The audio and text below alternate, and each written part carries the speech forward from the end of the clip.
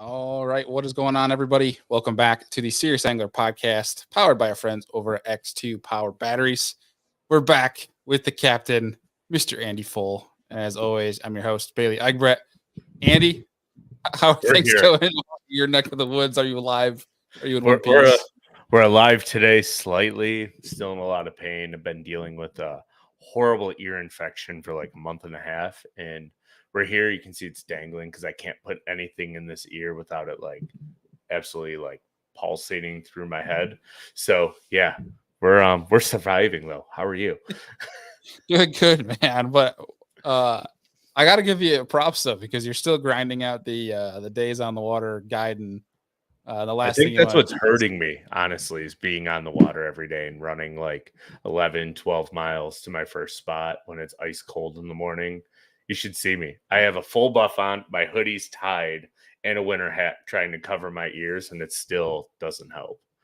you should just take my over the head beats and just wear those as you ride out. That way you don't Probably have to should. feel free. But I mean, that's I mean, probably the easiest option. the next step is like cotton balls. Like I've thought about putting cotton balls. I got a half day trip tomorrow that I go to the doctor again at 4 to make sure I don't have anything else going on. But at this point, I think I have like a ruptured eardrum because it just won't get better. Oof.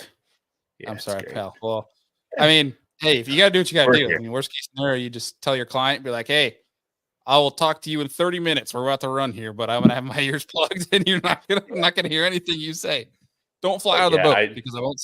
laugh like when I'm all bundled up. Like this morning it was 68 degrees and I have like my full rain jacket on, like all buttoned right up, like super tight to my head.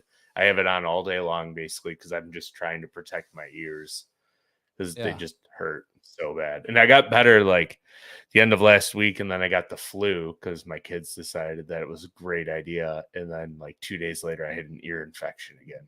It's like Ugh. great. Yeah. It's always something in the full household. That's for sure. Ah, that's what Different happens when things. you have kids. I Yeah. think Caleb knows. He has a few. So Always what does. comes around goes around twice. Must be a So guy like, thing. Yeah. Well, speaking on that, it's we are in for a treat for today's show. Because one, we have two great friends of ours that are joining and we're catching up with, but also um I think what you guys know on this podcast is from day one, it's always been about tangents slash rabbit holes, whatever we want to call them, whichever day of the week. But it's going to be probably the epitome of rabbit holes on this show. One, because we have our pal, Mr. Caleb Bell, joining, which is always a treat. And I think, we always, in the past, we've had a goal of a topic. And I think we've maybe hit that once of the 7 shows we've had Caleb on because we yeah, go down that's about rabbit right. holes and we're like 5 minutes to the end of the show and we're like, yeah, we never really talked about what we're going to talk about. And then on top of that, we have our pal, Mr. Steven Bardin, Fisheries Biologist, coming on as well. I really wanted to mix these two together because I know for a fact they will jive. And Andy, we might honestly be able to just put them on here and then sneak away because Yeah, like I think they're we going can to riff pull. raff off each other pretty good. We'll let Oh, Caleb run the show and or Mr. Barden, and then they can quiz each other. We'll just sit in the backstage and watch. it's Steve's show, anyways, right? That's what he said. I mean, he's the Yeah. host. And so we got Steve's show, we got Tuma's show, like we got Tuma time, we got Oh, yeah. Steve. Was it like we got to think of a good one like Steve's Corner or something or Barden's We'll figure Lab. it out. Yeah, we'll Yeah. figure something. Spotlight with Steve. We'll figure things Spotlight out. with Steve. Either way, Yes. it's always Steve Spotlight. Let's be honest here. Caleb's Corner and Steve Spotlight. We got already nailed down. There we go. Yes. Commission checks in the mail, boys. But well, before we get those guys on, really excited for today's show. Real fast for you guys we're gonna try to do a little trend here for our guests. Is we're gonna make them before the show pick their favorite bait of the month. We forgot to get Steve's. We do have Caleb's. We can get Steve's on air here. But we're gonna do their favorite bait of the month of what we're at. So like with Caleb, we just picked his favorite bait for the month of May. We have it linked down to Omnia, but down below, so you guys can go check it out. Use code Series10, save your guys some money on it. But while you're at Omnia, is right now until I believe the next week, till 21st. Z-Man jerk shads are 20% off, and if you're looking to get rod sleeves, pretty cheap. the rod glove on Omni is 25% off. So if you're looking to stock up, I mean, I don't know about you guys, but I've seen those are the good neoprene ones that like can't get hooks stuck in them. I believe I have the page up right here. I believe it applies to everything they have. So from their so it's from their 2-pack ones that from the wraps to the basic spinning ones that are $5 to all the way to the neoprene ones that are $7.50. So if you're like me and you lose rod sleeves all the freaking time, this is a great way to stock back up and get it and stock back up pretty cheap. So check those out. Got the links down below for you guys. But we're gonna make that a habit moving forward with our guests. We're gonna have them pick their bait of whichever month that show is in. That way you guys can choose their favorite bait for the month of May or month of June, whichever month that may be. But Andy, I think without further ado, we're gonna bring them on here one at a time. Catch up with each of them. So I think first things first has been he's been on recent. So we're gonna start with a guy who has not been on in the longest period of time. So we're gonna rock here with our pal, Mr. Caleb Bell. What's going on, buddy? Has it really been that long? It feels like it's been a long time. Throw some giant fish up there. What's up? How's it going, bro? Lettuce is in full effect right now. Absolutely. Show the people. We got to get the mullet a little twirl for. Oh, you getting the mullet tour? There we go. There we go. Oh, yeah. Look at that. Roll that beautiful bean footage. Dude, I don't know if for our country people out there, you may have gotten this already before being down in Chattanooga, but dude, I swear to God, you look like Cole Wetzel. Oh, I got a good one. Hold on. Who's that? Okay, hold on. Now we gotta pull it up. Some chick stopped me at the tackle shop the other day and was like, said that I looked like some kind of country music singer. I have no idea. Like, I listen to country music. I had no idea who she was talking about. Here, 1 second. I'm gonna screen share it. I mean, yes, unless you gave a name, I don't know. Here you go. I got a really good one. Like, yeah, I see the resemblance, and I just completely forgot the name. Oh yeah, yeah, that's a good one. That's you, bro. Hold on, I got to get to that bun. You ready for this? Ooh. Yeah. Go ahead, Andy. Hold on. Where'd it go? Oh, here it is. No. Caddy power. Yes. Yeah. That's the real goal. That's the real goal. Like, it's almost amazing. Spot on. You got the beard going on. You just, yeah, it's perfect. We're getting there. I'd say we're probably 70% there. This is what I need you to look like next. Absolutely. Right here. He's almost there. But it's like definitely working Halloween that way on the belly side. That's for sure. That's incredible. That's good. We love it. Dude, that tan line, the raccoon eye is what we call it. But my wife was like, "Oh my gosh, you're out in the sun, you're gonna get your raccoon eye tan again." I'm like, "Yeah, woman, I wear that with pride." Like that's the tattoo of a fisherman. Which is funny because I get super tan, but I wear a sun shirt all the time, like long sleeves. Yeah. So like I have the most epic like sandal tan you've ever seen in your life. And then I have really tan hands. Mm-hmm. And then it's just like, but I have my face covered and I have a hat on with those big waterland sunglasses. I hardly ever have I don't have a noticeable raccoon eye thing going on. It's kind of a shame, honestly. I'm with you on the hands though. It always looks. I'm always wearing like what I'm wearing right now. A black. I'll forget to wear gloves. Like it's not as bad now because I wore. You can see it. You can see it in your hands right now. You can still see it. Like look. You see that? Yeah, it's like you got gloves on. But it was like imagine that times like 5 before Saturday. Oh yeah. I'm with you, buddy. It's like we wear it with pride. Hands. Yeah. Well, let's bring on our second guest for tonight, Mr. Steven Bardin. What's going on, good sir? Hey guys, how are y'all tonight? Good. How are you? Okay. I don't know who Cole Wetzel is, so don't ask. We'll find your music lookalike here soon, Steve. Yeah. I don't know who Cole Wetzel is. Yeah, everything's great. Everything's wonderful. You avoiding the raccoon eye tan in Texas? I wear glasses, but I wear a hat, sun buff, long sleeves. The sun is nothing to play with, boys. You will get those burns, and you will end up with the sea. So don't get it. Yep. Yeah. That's for dang sure. Exactly. Especially in Texas. Good Lord. and we're Matt next to the Allen was sun. drilling that into my You're head next the to other it. day. Yeah, So- we're next to it. It was 82 today. We're in a cold front. We've had torrential rain. We had like 10 inches overnight. I had a client that's lake went from 30 acres to 300 acres overnight, flooded his house, 2 stories into his house. Oh God! Yeah, we've What do been you getting do in these. that situation from like a fish management standpoint? Just Well, you start over open the fresh? window and start fishing. Well, unfortunately, It made whenever the you job have for Steve. It made the yeah, job when you easy. have that You much just rain, build a new house, and that's Yeah, his current so- house is his foundation.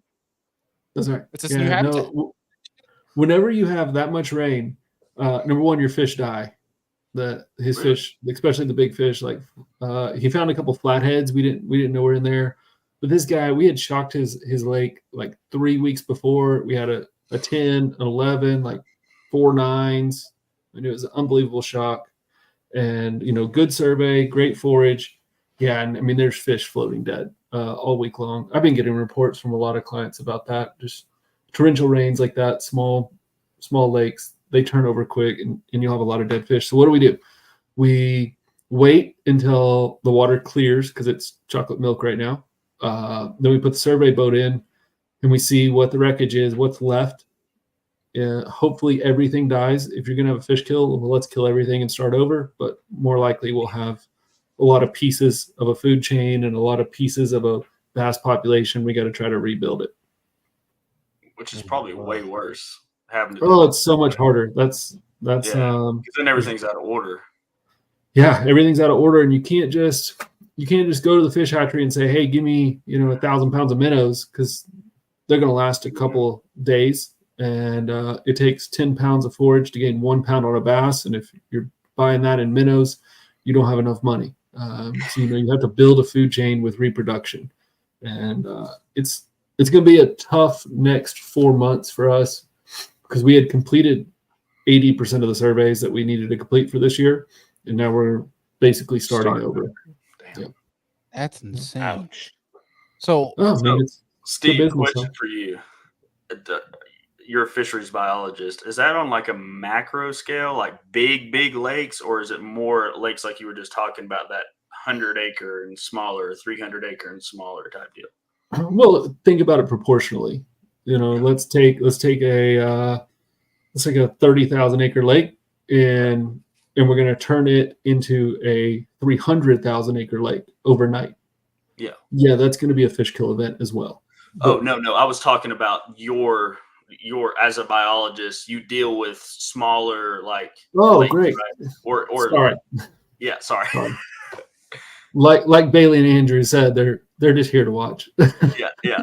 we're just saying Caleb's that. the host now. Okay, so I actually have 2 companies. Yeah, there we go. That's the right podcast. I have 2 companies. Texas Pro Lake is my privately management company. We handle reservoirs, basically 1,500 surface acres and smaller. Kind of the bread and butter for most people is somewhere around 25 to 30 acres. That's an affordable fishery that you can reach your trophy goals. We do have some micro fisheries, stuff that's like 1/8 of an acre, where we're doing really cool things with like hybrid crappie. So we have some of those. And then I have another company, Black Bass Stewardship Group. And what we do is we work with brands and companies to build conservation elements, and those go into public fisheries. So I work with Major League Fishing. I know that you guide on Chickamauga. We did a really cool habitat project a couple years ago in Grasshopper Creek and Richland Creek. I do management like that. And, next week I'll drive to Arkansas, I'll meet with Arkansas Fish and Game, spend a couple days with them, do consulting work with Arkansas Fish and Game. So I do work with our public sector biologists as well. We trade a lot of information from private sector to public sector, either at conferences or, meetings where, we do consulting work, or like I'm on the Texas Freshwater Fisheries Advisory Committee. Yeah. So I do advisory work there. I mean, yeah, there's a few biologists in this country that travel state to state and do consulting work. That's really neat.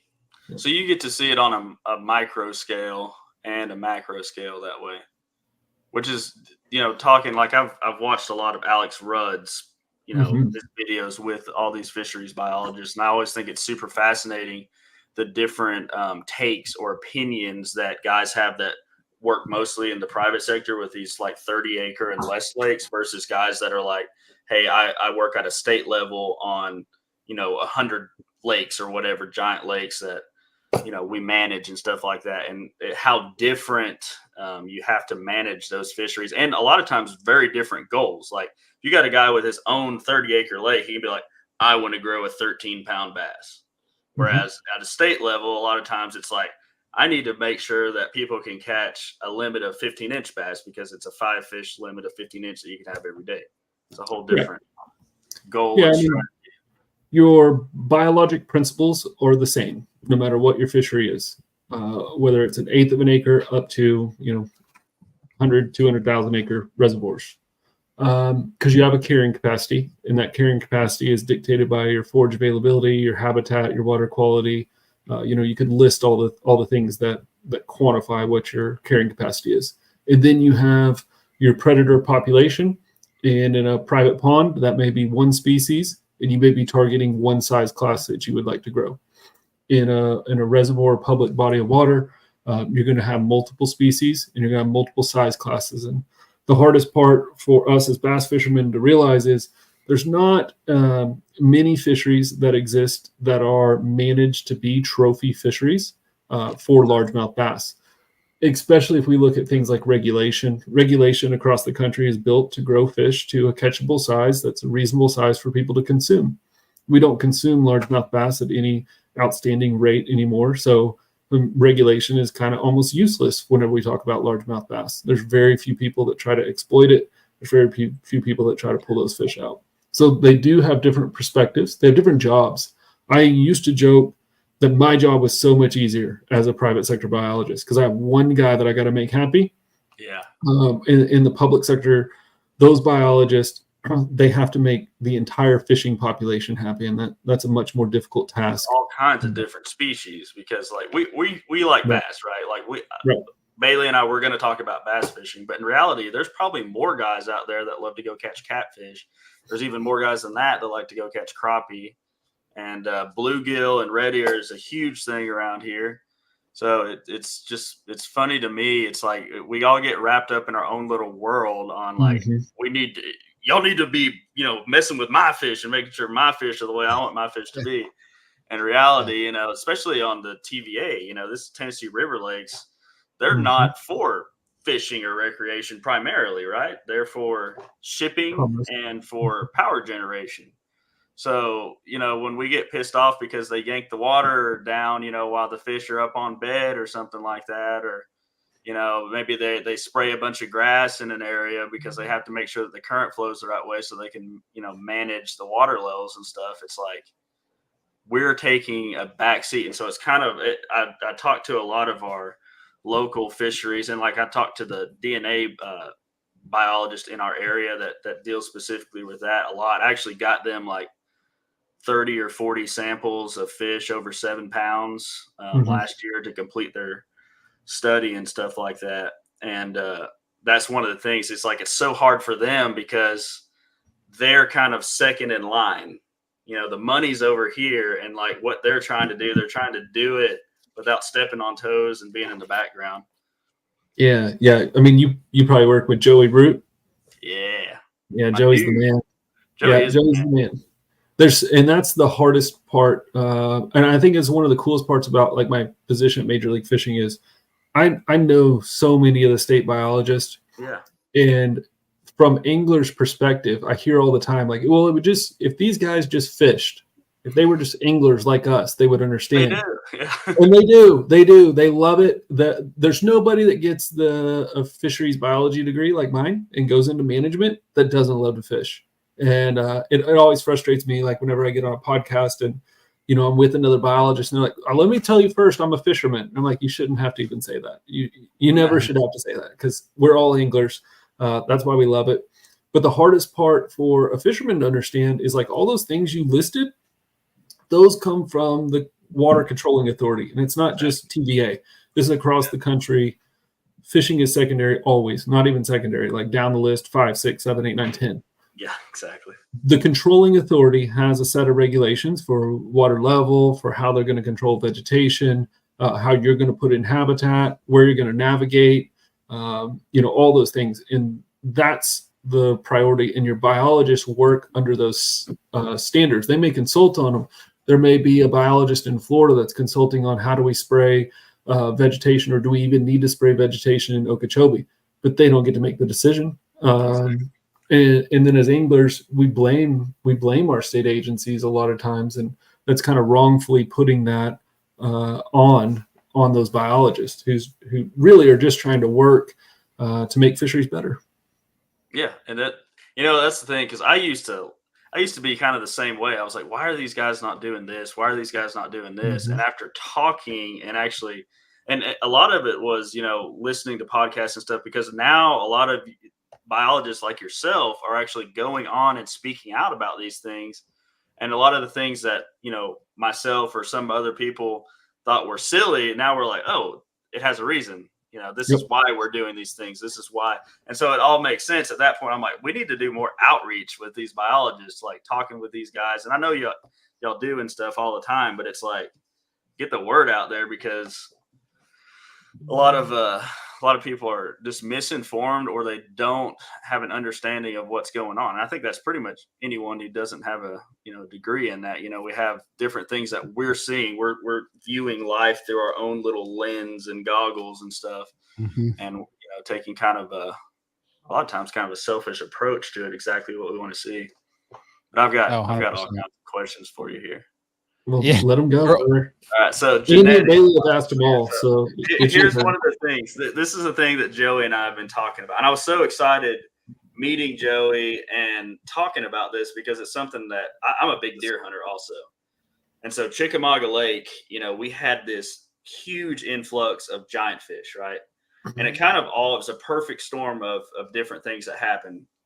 You had a vegetation coming back to the lake for the first time, hydrilla and even milfoil and a little bit of eelgrass just kind of came about at the same time that we're like 15 years into a pure Florida strain stocking program, and about 10 years into them, because what they started out doing was stocking Florida strains all throughout the lake at multiple different locations, and it didn't take. And so what they did is they just picked, okay, 2 creeks, we're going to stock them in Wolf Teeper Creek, and we're going to stock them in Grasshopper Creek, and see what happens from there. So anglers catch those fish, they spread them out. Somehow that works right at the same time the vegetation's happening, and then boom, at the exact same time, the Alabama rig becomes a thing. And all of a sudden, people are catching this F1, this first generation hybrid fish, and it's just like 10-pounder after 10-pounder after 10-pounder after 10-pounder are getting caught. Plus, some of them all the way up to the current state record, which was 15.2. So after that, after the Alabama rig thing started to die off, it's kind of been a downhill slope from there. And one of the things that I was thinking, because we know for sure from genetic testing that it is the hybridized fish that do well, that actually get up to that potential of that double-digit plus size in this lake. It's not the Florida strains, not the pure Floridas that do it. It's always the hybrids. And so my thinking was, as we go along and you're putting hundreds of thousands of Florida strains in the lake, and we have our normal pressures, you're not putting any northern strain in there. And to me, it's like a buck to doe ratio, where it's like eventually the chances of that pure Florida that you put in finding that pure northern to create the fish that we all want to catch becomes diminished. It gets diluted. Maybe this Florida finds an F30 or whatever, hybridized on down the line. Maybe it's an F9 or F10 or something like that. And you have a little bit less that you're taking out every time. And so my thought was, it's like, why don't we just stock straight F1s? And I think that's something that Joey's kind of working towards, is just to stock the fish that we know grow to the right size. That way, everything that you put in there has the potential to do what you want it to do, instead of counting on a lot of variables to happen to maybe make the fish that you want to catch. Yep. So I will we'll tackle that from several different directions. Yes. My recommendation to Tennessee, to Joey and his supervisor 5 years ago, whenever we had this conversation, and they were looking at the Florida genetics and they were thinking about doing the profiling, is to stock 75% of the fish as pure Floridas and only 25 as F1s. A couple reasons. Without the Florida genetic and a strong Florida genetic, you don't have double-digit fish. Yeah. Pure Northerns aren't going to do it. And the pure Northern genetic in the state of Tennessee is going to be a stronger allele that is going to be more abundant. So your pure Florida allele fish, as they spawn, even with an integrated fish, that Florida genetic will dilute faster. Yeah. So without stocking some pure Floridas, you're not going to ever have the opportunity to have an F2 or F3 that is a high Florida allele fish. And as you get below that 50% threshold, you're going to reduce the potential. Yeah. So you need pure Floridas in the system. The F1 is not always consistent is the other issue. You have to have a Florida fish that is carrying the correct growth alleles. There's 3 genetic markers that number 1, the state of Texas in the Share Lunker program has found, and number 2, private fish hatcheries like Red Hills have found, that are genetic markers of fish that are these 3 markers are in every fish that exceeds 13 pounds. Yeah. So you've got to have those, and they come from the Florida side.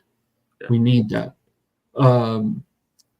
The other part is, just fish stocking in general. You have to stock enough fish, and that number is somewhere around 10 per surface acres for enough years, and that number happens to be about 10 years before you can see genetic change. Exactly. Yeah. So there is no program that you could start and just stock a small number of F1s and see a genetic change.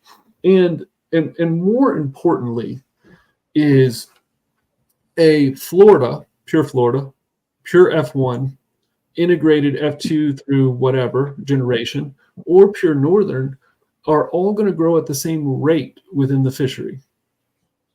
So if that's not true, then we would see programs where people could select a Florida, put it in, and we see those fish being 3 pounds the first year, but everything else not doing that. And that's not what we see biologically. We see those fish growing at the same rate because there's no difference in how they metabolize food. So that means that there are years where if I stocked Floridas or F1s, it doesn't matter. There are years where I have either a low natural reproduction or I have a better environmental condition to grow fish. And if you get those things happening for consecutive years, somewhere around 7 consecutive years, you're going to grow double-digit fish. If you don't have those things happen for 7 years, you're not going to grow double-digit fish. I don't care what type of bass you put in. And so that's a very interesting point, because another thing, when I was talking about this perfect storm of things, we mentioned the vegetation, which of course, it helps out a lot with your bait in the area and just the overall carrying capacity of the lake. But also, we actually had some really cold years and consistent water levels. So in other words, we actually went on our natural curve from winter pool to summer pool and then back down. We didn't have any crazy water events as much. And we also had shad kills for multiple years. So in other words, you had freezing temperatures where portions of the lake actually froze over, causing massive shad kills. And then it's amazing to me how fat those fish are that spring. Like as you get in through the pre-spawn, like they pack on so many pounds because they got a buffet that they don't even have to work for at that point. And those environmental conditions that you just described would skew your results to an F1 fish. Yeah, exactly. Because that's telling me a colder environment. Let's say that you didn't have shad kills 10 years in a row, but you did have a consistent water level and you did have abundant habitat and you did have abundant forage. That would skew towards a pure Florida bass doing better in those environments. So because you had a cold winter, you put conditions on that fishery that allowed an F1 to be more advantageous, but that's not always going to consistently be true. Yeah, it's completely opposite lately. I mean, we had a bunch of fish go on the very beginning of March. on bed, because we have all these, like the last several years, we've had a lot of, highs in the 60s, lows in the, 50s kind of days during all throughout the winter. So it's just the water temps are never getting down there. We finally, this year, we actually had a shad kill for the first time in, I guess, probably, I think since 2017. Right. We had our first shad kill. And I think for the listeners, I would caveat this whole conversation with, we're talking about one TVA fishery, Chickamauga, that is going to act more like a river. Yeah. So if we look at evolutionarily, we look at the Florida largemouth bass. The Florida largemouth bass evolved in the state of Florida in natural occurring lakes. That's stagnant pools, swamps. Those fish evolved to live in that typical environment where stability, water levels is really important, where there's very little current, where there's abundant aquatic vegetation. Conversely, the northern largemouth bass evolved throughout the rest of eastern U.S., and that was, at that time, there weren't reservoirs. So we were talking about fish that evolved in rivers and streams and creeks, just like smallmouth, just like spotted bass, just like Alabama bass. So if we take Chickamauga and we make it a more stable reservoir with abundant aquatic vegetation, it is more advantageous environmentally for a Florida bass than it would be a northern genetic fish. So it's a very complicated, and that's why. Oh, sorry. Go ahead. Well, and I was just going to add the last part about kind of stocking programs that make them so difficult is once again, you have a carrying capacity, and you have to think about, there's also a carrying capacity, like a micro one, for every generational fry hatch, right? And when those fry hatch, there's more fry that are hatched every year than the reservoir needs. And they're consumed, or they starve, or whatever happens to where we hit an equilibrium number that the reservoir can support. Whenever we do a stocking program, we need to time it to where our fish enter into the reservoir slightly larger. They can consume those fry and replace those fry. Some of them are going to be consumed themselves, but the ones that survive replace the year class. And this is extremely important, because if we can time these stocking programs correctly, then they can replace into that natural number of fingerlings that we're going to be recruited into the next year class anyway, so we can make impactful stockings. If we do it at the wrong time of year, where possibly some of that carrying capacity has already been utilized, or the natural occurring fry have already reached the same size we're going to stock, they don't have a competitive advantage. Therefore, they're going to die at the same rate that whatever would naturally happen for that year class. That's really interesting to me, because like our since we've introduced the Florida strains, our spawning is all over the place. Like it starts sometime in March now. It used to be like, I think most of the time, every fish in this lake, maybe 15 years ago, spawned like during the month of April. Like pretty much all of them. Now it starts sometime in March, and it ends, like I've saw bedfish all the way into June, way back in creeks and stuff like that. So it's baffling to me. That could be difficult to time some kind of a major wave when those fish are, and it depends on a lot of these fish. They gauge when they're going to spawn based off of water level. Some of these big fish, like they don't go on until the water crests out and gets stable. And the current stops, right? And so that's when you observe spawning, right? Yeah. Correct. Well, there's so many misconceptions of spawning, right? So it's weird. Yeah, and we're not taking into account the fact that incrementally, due to climate change, your water temperatures are increasing, your seasonality variabilities are increasing. Your winter in some areas are becoming more mild. Some areas are becoming more extreme. So the Chickamauga you grew up with is not the Chickamauga you have today. Not even close. Will not be the Chickamauga you have in 10 years. No, it'll be. I think you're exactly right that it'll skew way more towards Florida strains, and I think that's why Florida's. We've stocked them for years in Watts Bar and Nickajack, and they never took the same way they did in Chick. And I think the biggest reason for that is we have extremely large creeks in the middle of the lake that are just like a lake. Like they don't get much current of any kind. You get down towards Harrison Bay, where they stock a lot of these Floridas in wolf teaver, and the lake is so wide right there and so many flats that even when the current's ripping down the main river, it doesn't even mildly impact like thousands of acres. And then on top of that, we had this grass influx, and the grass, it comes up every year about the time that we start getting a lot of current, and it blocks those whole big expansive flats, which also have secondary deeper channels, but they're not too deep like Watts Bar. And I think that's why they've done so well here, is because they do have the safe haven. They have that shallow, stagnant water created by the grass with the vegetation. They also have areas that are just like a lake that hardly ever, that actually turn over. We have parts of this lake that actually have a turnover, whereas, anywhere near the channel has no turnover whatsoever. It's always doing that.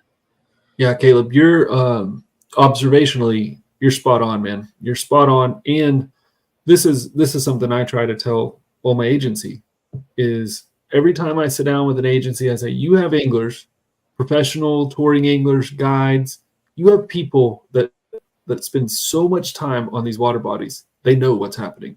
They may not be able to articulate it the correct way, or maybe because they're missing a piece or two of the puzzle, they may not have reached the right conclusion yet.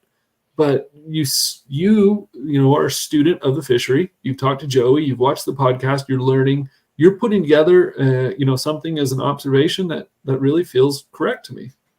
Yeah, I think you're dead on there. I think this whole climate change thing that we're going through is definitely, I think what you were talking about like the 25-75% would be perfect, because I've always thought like, let's just do the F1s, but now going back and actually thinking about this historically and just going based off the data, it makes perfect sense. It's like you literally have skewed our stuff. If you did all F1s, what would happen to you is you would reach, you said there was a 10-year peak, right? Yeah. It took 10 years. We hit this peak. We had however many years, whatever the window that is, 5, 10, 8 years of really quality fishing, and then it's been on a decline.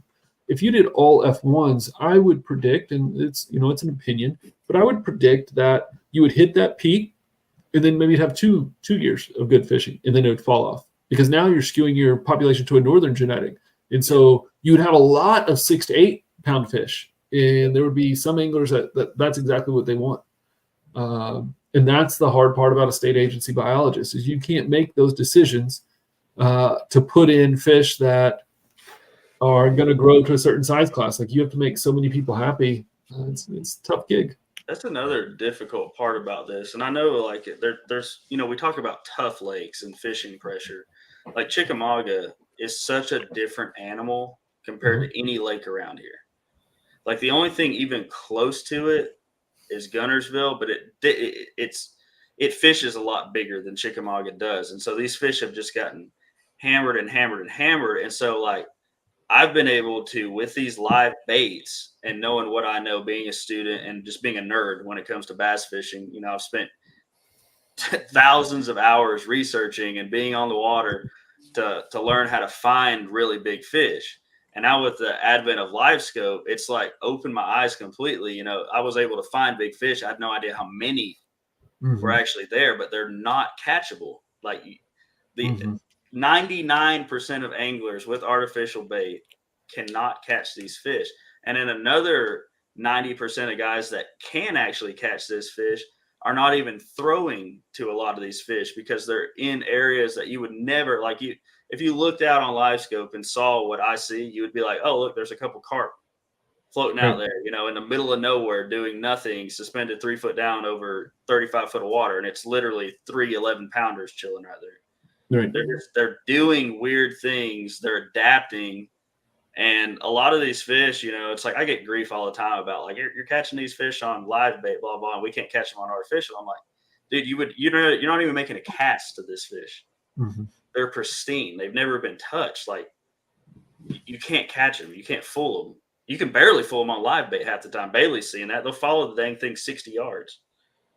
It going out doing that live bait stuff with you was extremely eye-opening. Like going to stretches of the lake, according to you, where it's like boats never go on, nothing. You go fish artificials, like every single thing we could possibly think of, not even get a sniff. Like you can't really see these fish on side imaging or anything either. And we go down with live bait and it's like automatic. It's just crazy how it changes things. Is what you can learn. That's one thing I wonder too, is like, I think of fishing as like an arms race, right? And so as far as anglers versus the fish, it's like we've started out and we've got this like technology, slowly going and doing its thing. And now it's just ramping up, whether it's electronics, where it's forward facing sonar, side scan, down scan that we've had in the last years, and then just an influx of different lures and techniques and stuff that we're learning, because everything's out there now, right? Like a high school kid can go out now with stuff that he learned from Bailey on YouTube here and side scan and find stuff that it took me 20 years to find, right? Right. And so it's just like these places are not off the wall anymore. And there's kids that are finding them like super easy, like in a weekend to go fish a tournament. And so I think it's changed the game a lot as far as where these fish set up. And you look at like Fork, talking to Cole when they were down at Fork, like a lot of these guys are Elite Series anglers and they're struggling to get 7 bites a day from those fish. It's like literally I'm going to sit here, I'm going to cast at 400 of them and I'm going to try to catch 7. And that's what you're doing. And it's just baffling to me how smart they seem. There's not really like, I don't think that they think or have that intelligence, but just like the negative cues that have been passed on generationally, I feel like as we do this, they match you. Yeah. And unfortunately, you're going to see that more in a Florida genetic fish. That's what exactly. Those are smart little boogers. Well, they're just temperamental too, man. Weather to anything. They're a temperamental fish. Yeah, they're going to pass that on to F1s. I mean, that's not something that isn't passed on. But yeah, they're temperamental. They'll give up a spawn quick. Yep. They'll sit on the bottom quick. Yeah. So see, with that, real fast. Sorry, to cut you off, Caleb. With that, when you're talking about they'll pass it on to F1s, are you saying that like if a group of fish are together and it's a group of Florida strain and F1s, if the F1s see the Florida strains doing something like your buddy's doing something, they'll do it? No. Bailey, I meant genetically through reproduction. It's the same way deer are too, and that's how animals learn. And so as you teach all of these negative cues, as everybody is going out there doing this, going out there doing that, like all this information comes in real time. As soon as Trey McKinney wins the Bassmaster or whatever, that event, everybody knows where he's throwing. Everybody's out there throwing it. They look up 5 YouTube videos on how to throw it. Boom, boom, boom. We're all doing the same thing. And then next week it'll be another thing. Then next week it'll be another thing. So it's not being in an information era. We are educating the fish at a faster rate as well. Yeah, that's probably true. But fish are adapting constantly. Yeah. They have for millions of years. They're going to continue to do it. It's a human trait, to think with so much hubris that we can control everything and we can make fish do things. They're going to adapt to us. They're going to adapt to technology. They're going to move. They're going to utilize the resources in a more efficient way. We think about like, what are the negative cues? There's a lot of stress hormones that are produced whenever a fish is being angled. There's a depletion of energy and resources. There's a recovery time that's associated after release. So all of those, that recovery time could be a vulnerable opportunity for predation where something else could eat the fish. So all those things are negative cues that we're imprinting on those fish. And whether that has anything to do with the specific bait or the line or the noise coming from your boat or your transducer, only time will tell. And trust that the fish are not going to quit biting. They're just going to bite something else. They're going to continue to consume forage. That's what I'm doing all the time. Is like the fish are going to eat. you have to build a better mousetrap. Like as everything changes and moves forward, if you want to be on the cutting edge and you want to be in the top 10% of people that are catching those fish that everyone wants to catch, you have to also be on the pinnacle of that. Whatever on technology wise, or go backwards. Go backwards. Yeah. Jitterbugging, like stuff like that. You pull stuff from 1985, or you pull stuff from Japan, or you invent a new retrieve on something. But the forward facing, and everybody's freaking. I'm sure that you've talked with a million people about it, and Bailey's had a million podcasts where we're not going to talk about forward facing today. But then you end up talking about it. Don't do it. Stop it. Don't say the F word. But the fish, just like you were saying, they're going to adapt to it. Yeah. I'm catching virgin fish right now that are not being touched, that have never been touched before. And that's probably why they are so big. They haven't had the stress. They haven't endured any of this stuff, but it's going to change. Yep. It's going to change. Like the fish that Josh Jones are catching down in Texas, it's going to change. Like they're going to adapt to it. Well, you said the word. I promised I would give a report on Major League Fishing's forward facing. So let's just get it. Let's rip the Band-Aid off and let's do it. Let's do it. Forward facing. Bailey, here we go. Bailey, just real quick. This year, you guys know that I collect a lot of data on every single fish caught and weighed in a Bass Pro Tour event. Mm-hmm. And one of the new things we're doing this year, thanks to Berkeley Labs and Mossy Oak, the Bubba Scale, like we've got these really good industry partners who have given me the ability to collect a new piece of data. And is a fish caught with forward-facing sonar or not? Every single fish on the Bass Pro Tour. So the very first event of the year was that Toledo Bend event. We've already covered this data, but just real quick, 1,796 fish were caught. 76% of those fish were caught with forward-facing sonar. The second event of the year, the Santee Cooper event, 1,136 fish were caught. 17% of those fish were caught with forward-facing sonar. So if you're great at math, that means 83% were not. The next event was Red Crest. So you have a small field. 1,038 fish were caught. 45.95% of those fish were caught with forward-facing sonar. Statistically, half. The next event was at Dale Hollow, and this Dale Hollow event, it was an event.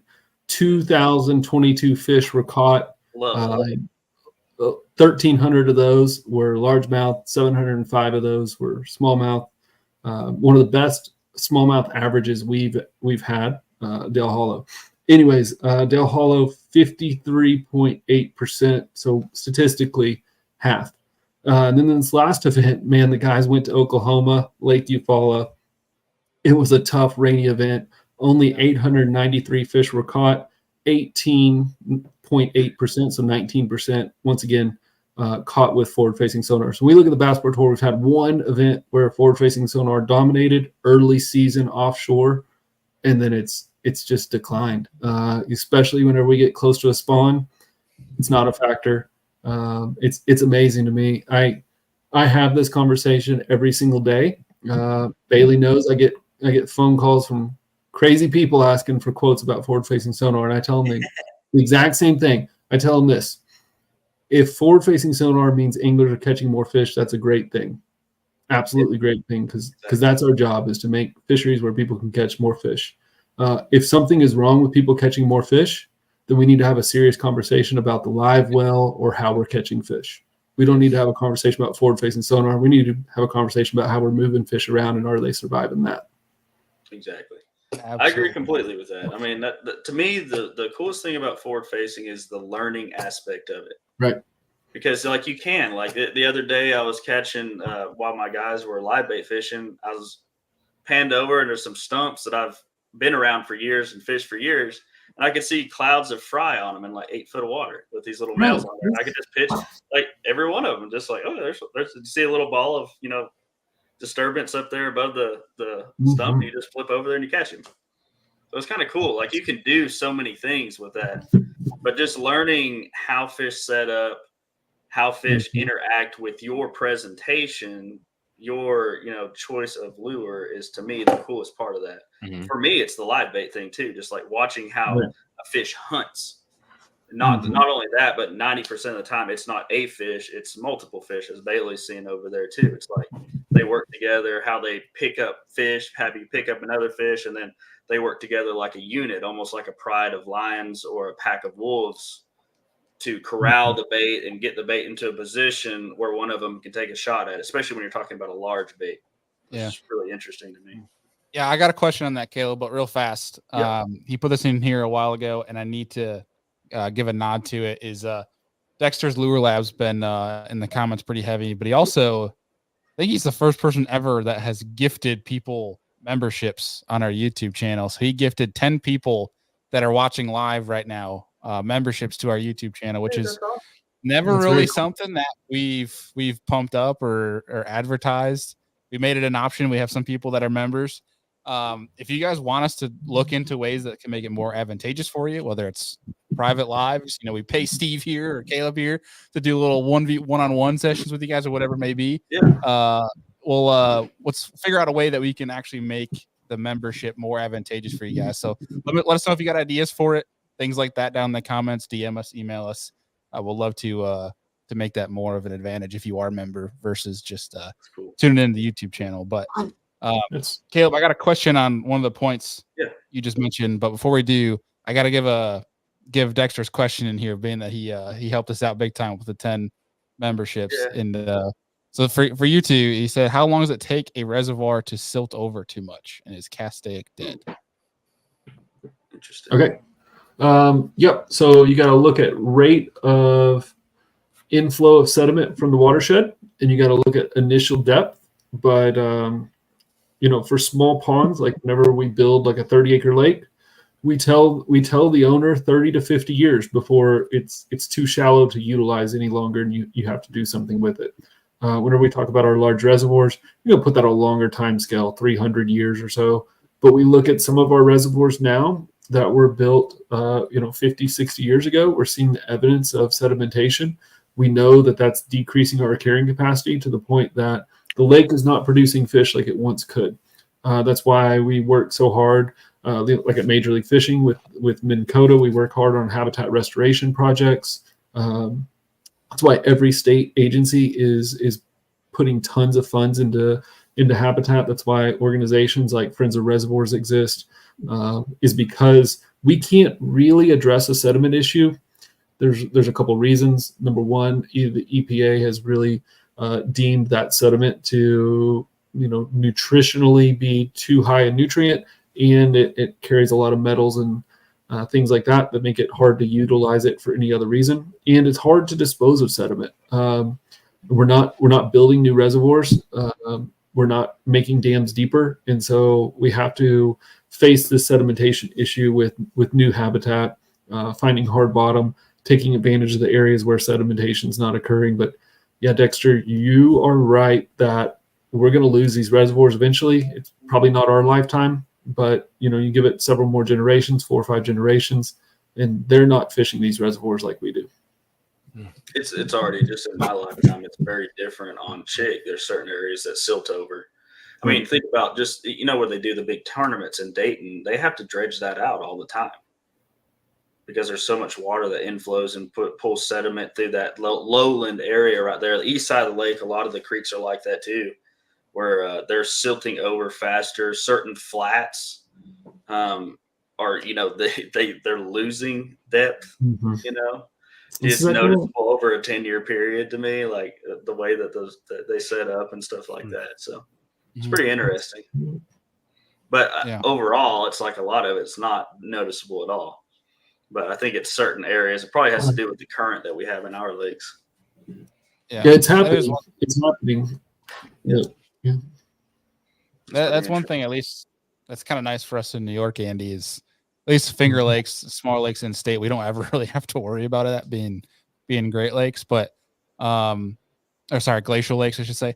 But Andy, that's probably something you see though on the Great Lakes, and guys have talked about Lake Ontario. When you talk about as big of winds as those bodies of water get, you probably do get some silting over, but you also get there's a rock pile, you put a waypoint on a rock, like a boulder that's out there. You come back, after the winter, and that boulder is 50 yards to the right, because or it's completely covered with sediment in that and you find a new boulder pile like 300 yards away that was never there before, that became uncovered, and it's 4 foot deeper now.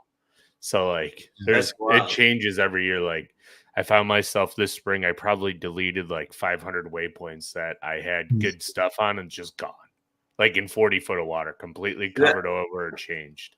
That happens with our freshwater springs here. Like a lot of the springs that I have over 70 different freshwater springs marked on Chickamauga, and a lot of them change, like whether it's 10, 15, 20 feet every year, because it's like where they have been blowing out, like the sediment will cover it and then they'll find a new spot and start blowing water out of there. It's pretty interesting.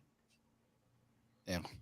Well, so Caleb, before I forget, when we were talking earlier about how you can, with live, we were talking about how you can watch certain fish, like hunt your live bait on live. And with that, and having spent time using it, learning live, have you noticed a difference in how bass will hunt an artificial versus how they will hunt live bait? 100%. Because what you can't do with an artificial lure is flee in multiple directions. So it changes the dynamic on how, even if you have a wolf pack behind your bait, the way that they would prefer to corral a bait is not possible with any retrieve that I know of, right? Because what they're going to do with that big shad is they're going to find him. He's in 3 dimensions at this point. So they want to basically find that shad and pin him against something. I don't care if it's maybe this rock wall that you're fishing, maybe it's the wing wall of a dam, maybe it's the surface of the water or the bottom of the water. It's like they're going to take that fish out of 3 dimensions and try to put him where they can have a better shot at him. And one thing that they use as walls is each other. So they'll start the hunt, you'll see the pack, and then you'll see another fish, and you'll see another fish as they get more and more interested, and they start working together. They start to actually, just like you see in the ocean on like a bait ball, like big sailfish and tuna and stuff, like they'll push that bait. And a lot of times when you're talking about big bait, it's a single. Say if you're on a ledge right now and a school of gizzard shad comes by, it's 100 gizzard shad, they'll single one big gizzard shad out. And it'll push him to the top, and one of them get a shot at it. And then, boom, we go back down and we do the same chase again. When it comes to big bait, threadfin is completely different. They're going to pull together a small pod, break it off, and make a play on that pod. But when it comes to gizzard shad, they're going to use each other as walls until they can push that bait to a point where they can make a hit on it, right? But the funny thing about it is, even if if you're outside a bite window, and the fish has no desire to bite, they will still practice this over and over and over. You can leave a bait at a school of 5 fish, over 8 pounds, and they will do that for 15 minutes if you let them. Even if they have no desire to ever pull the trigger whatsoever, they'll still go through the motions and practice. And it's just like, it's hilarious. It's like watching National Geographic. It's the same thing that you see packs of wolves and prides of lions and stuff like that do. It's like, even when the hunt is over, everybody's fed up, they're still going to go and see the opportunity and do it again, whether or not they're going to eat or not.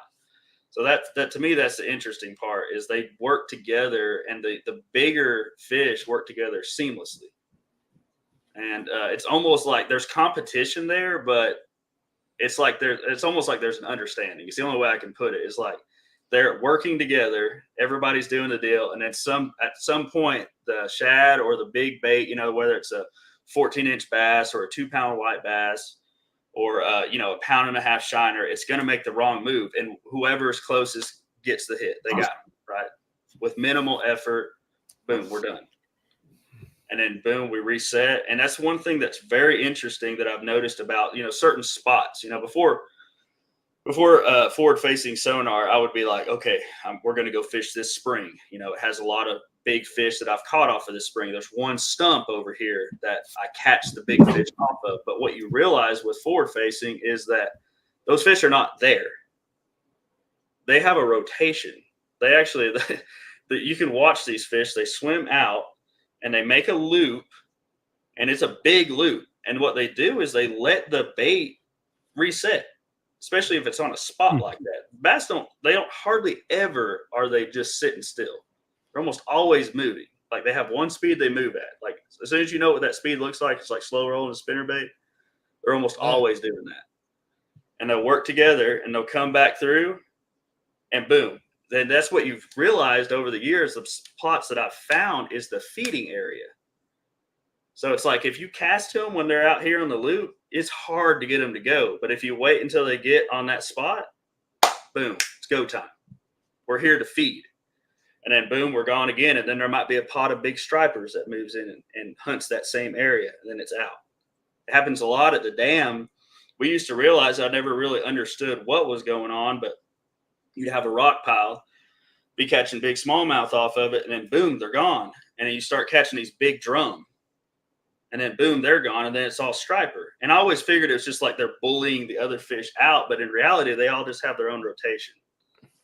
They reset the bait, they come through, and they hunt. And so that's, to me, one of the most interesting things I've seen about forward facing is I'll wait to make a cast. Like I'll see the fish I want in some of these areas and just not make a cast. And I'm like, all right, here we go. And they're at the right spot, and you just fire up there and it's go time. Like if you hit them when they're in that spot, if you know where that spot is, it's go time because they're only there for one reason. Yeah. So you're trying to like cut them off before they get back to that bait? No, I want them to get on that bait. I want to be active. If I can get them shooting around, feeding on that bait, it's even better. Because all of a sudden mine's going to be the one that's like, he can't quite get away. You know, when he's already trigger happy. Exactly. Everybody's fired up, and that's the one that they want to single one out, right? When it comes to a 9 to 14-inch bait, we're trying to single one out for somebody to eat. And then mine's the slow guy. So excellent for me. Steve, you look intrigued. No, he's describing a really cool feeding behavior. He's describing home range. He's putting together a lot of things here. And, you know, I think situationally it's spot on. Spot on, Caleb. So interesting to me. And it's in a different life, Caleb, you'd have made one hell of a biologist. I'm such a nerd. I could see myself going back to school just to do it because I just enjoy that. Like I can sit there and read studies and do stuff like that because it's just, to me, just the learning aspect of it. And that's one thing. Like if you want to be a good angler, if you want to be the next Ben Milliken or the next Josh Jones or the next Trey McKinney or whatever, it's like you have to have the work ethic, but you also have to have this willingness to be a lifelong learner and to learn from anyone, regardless of their skill level and regardless of what's going on. It's like put your pride aside and learn from those people. I've learned super cool things. I've told this story on this podcast multiple times, but one of the coolest tricks I've ever learned that's put so many big smallmouth in my boat was from a little homeless guy that was fishing down below Chickamauga Dam one day. And I was getting hung every single cast with a drop shot. And he was drop shotting crickets and catching these big bull bluegill. He was never getting hung. I was like, what in the heck is this guy doing? So I go over there. I'm like, dude, what are you doing? Like, how are you not getting hung up in this stuff? Because I'm making the same cast you are. And he reeled his line in, and he was using a little piece of a coat hanger. And he was tying off to the top of it. He's crushing the top of it where it's like a little Y shape and just tying the knot onto there. And so it would just go down into the holes of the rocks and never get hung, but it'd still get his bait down. And I've gone, and I can't tell you how many big smallmouth I've caught drifting below the river with a little coat hanger dangling below my worm because you never get hung. Amazing. It's so cool. So it's just like you always be willing to learn. That's all. Yeah. The advice I always give students, really, you know, whenever I talk to high school bass fishing clubs and things like that, I tell them, if you're an angler who's on the water and every time you catch a fish, you think, why did that happen? Or you start noticing the fry, you start seeing those things, then you probably have a biologic mind where you're good at observing the environment. And then you ask questions about why did that happen? If you have those two traits, you're observational and you ask why, you can make one heck of a biologist. You know, you don't have to be the smartest person. You don't even have to love to read. Like you can be a field biologist where you're asking yourself continuous questions, collecting data, and let somebody else put it all together. But that just being observant and asking why is huge, both as an angler and a biologist. Yeah, you just basically described exactly Caleb's personality as an angler. I will say in the times I've been in the boat with Caleb, and like Rudd will attest to this too, It's like camera on or not. Like almost every fish catch, Caleb is like giving a play-by-play, like a commentator of how that happened, why it happened. Like you are the biggest advocate, I think, of asking why in those situations, dude. Like you point out stuff, Caleb, that I'm literally sitting there. I look at Rudd that one day and I'm like, this dude's on a whole other planet right now, seeing this stuff, seeing what's going on. So I think that's why part though. I It's wanted the puzzle, right? Yeah. It's like catching a fish is almost secondary to figuring out the puzzle. Whether it's a spot, whether it's a technique, whether it's a pattern that is successful for catching the fish. To me, like the real joy in it is like I can sit there and watch other people catch the fish. Like I enjoy that just as much as catching myself. It's just as long as I'm the one that's like, okay, we put the pieces together here. Like we know what's going on. Like that's all I care about most of the time. It's just trying to eliminate those variables and just see what all you can see. In the forward facing with someone who is inquisitive, and I feel like a lot of the guys that are really good with it, it's because they are inquisitive. They're willing to. They're not going to sit there and throw that jerkbait on that fish 20 different times and do the same thing and not get bit. Right. They're going to pick up 4 different jerkbait rods and try 20 different retrieves and figure out the best one. And that's a Ben Milliken and that's a Trey McKinney. That's the difference. Well, and to that, like Steve said, like the people that are asking the important question of why. Yeah. Like, and it's not like a hard concept to wrap your head around. Like you don't have to automatically be asking why. I think it's just if you start getting in this good habit of like when you're out fun fishing or in a tournament, like take the 5 seconds afterwards and think, how did I just catch that fish? And obviously some of it might be pretty straightforward, but you just kind of put those pieces together and kind of like look where you're at. Like that's one thing I've learned from you, Caleb, was one, just being a student, but also like as a tournament guy that's practicing, like we'll be catching them on one spot. I remember it was like a secondary point, you and I were on Chick and we're catching them on a trap. And you're like, well, if they back out, like we were looking at the map too. Like they would come here. If they're going to go forward, this is probably where they would go. And kind of how like you lay out, like, especially applies now as your guide, like looking at upcoming trips is like, you can understand where these fish are going to go to. You can kind of almost see that like above the water and apply that to like where they're going to slide out to. And that kind of helps you understand that's one of the coolest things that people discount. Like we all talk about side scan and down scan. We talk about forward facing sonar, but in reality, the thing that I would miss the most on my boat is my mapping. Because once you know what you're looking at and once you understand like where fish set up and what places like Johnny Schultz, he did a video years ago and described like how to see a shell bed on the map. I was like, dude, why did I never notice that before? And so now I can look at the map and know right where all the hard spots are going to be, like where the shell beds are going to be.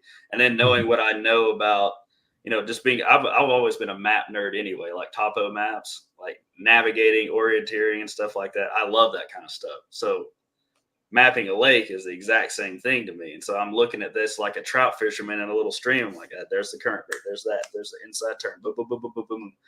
It's just like we did up in Michigan, like literally all the spots where I caught giant smallmouth on Charlevoix, I had marked 3 months before. Because I knew that would be the rock vein. This would be the turn on the rock vein. Boom, boom, boom, boom, boom.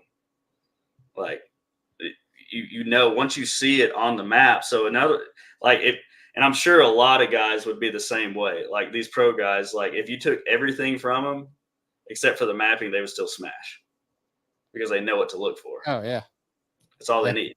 You don't need to even see the fish down there. Like they're going to be here. And if they're not here, because the conditions have done this, they're going to be over here or somewhere in between on this travel. Yeah. At the very least, help you, check down the list of finding them faster that way of just at least understanding. Can you imagine? Like, I guarantee you those guys would be like, please take my forward facing sonar before they would be like, take my mapping. They'd be like, no, you can't have my mapping. Absolutely not. Yeah. No, I'm with you. Yeah. Stepping it back a little bit, one of the things I actually had, and this is hilarious because we're an hour and 10 minutes into the show. And the first question that I had on my quote unquote outline here, we haven't even asked. So I spoke it into fruition in the intro. But But one of them I was gonna ask you earlier on, Steve. We breezed past it, but from your experience, what has been the hardest species to manage? Crappie. Crappie in general, the hardest species because crappie have sporadic reproduction, and they're a predatory species that will abandon spawning completely. For if you have a high water event, muddy water event, they'll just abandon spawning for the year. So you can't create predictable equations on how many crappie are going to enter a system. You also, especially in small impoundments, you can't predict where they're going to be very, very easily. So you have to work hard at putting in the right types of habitat, and then they grow extremely slow. We're doing some hybrid crappie experiments, and the best I can get is 3 inches in growth a year. So whenever you start talking about, well, you got a 10-inch length limit, like, man, that means you got to have a almost 3.5-year-old fish before you can really harvest that fish. And if I don't consistently get reproduction, it's hard to predict. Largemouth are easy, so simple. It's a formula. You put it together, you give it time, it happens. Stability is super important for them. Catfish are even easier. You don't have to do anything for catfish. Crappie are definitely the hardest. The catfish is just one you kind of plug them in and they'll figure it out. Well, there's different variances, but channel cat, they're an omnivore, and they can kind of find a niche in any environment. You move up, become more predatory with blue cat, flathead catfish. Those species, they need a forage base, and they need that forage base to be pretty diverse. You start talking about Caleb's talking about large gizzard shad. Like, that's something very important for blue cat fisheries, for flathead fisheries. Rough fish can be very important for flathead fisheries. But still, you can put like catfish boxes or riprap or something like that, and you're going to get reproduction. You don't get necessarily an abandonment of nesting sites or anything like that, even if you have big environmental changes. So they're predictable. Yeah, definitely crappie are the hardest one. That's interesting. No, when you're saying that about catfish can adapt to the fishery, one thing I found really interesting that I haven't ran into in the past couple of years is around that August-September timeframe when our fish really are fully post-spawn, off bed, chasing bait. Oop, I lost Steve. Man down. Man down. I lost Steve. Can y'all hear that rain? It's pouring down rain outside right now. Is that what that is? I thought it was like a fan or something like that. Okay, no, it's the rain. I was wondering. I was like, it's hitting the greenhouse roof right outside the window here. And I'm like, I mean, messing with our audio. I can hardly hear anything, so like I don't hear it at all. Yeah, you're not a very good representation of hearing right now. No. Yeah. Listen out of your good ear, eh? I'm trying. Andy's I got this one dangling because it hurts too much to be in, and this one, like, I can hear probably like 70% of normal out of my, because this year was infected too at the beginning of last week. That's so interesting to me that he said crappie, because like every pond that I've ever been around that had crappie in it, like they just decimate everything else, and then all you have is crappie in the pond because they eat the fry and their own fries so fast that like you won't have big bass in there anymore. Like you'll just have crappie. So it's funny to me, like from a trophy management standpoint, actually growing a big crappie is difficult. Yeah, but like, that's the really itself, intriguing like, part. Mm-hmm. Yeah, it's interesting. They definitely seem like a more temperamental fish. But what I was getting at, I wish Steve was on here because I wanted to explain it to him too.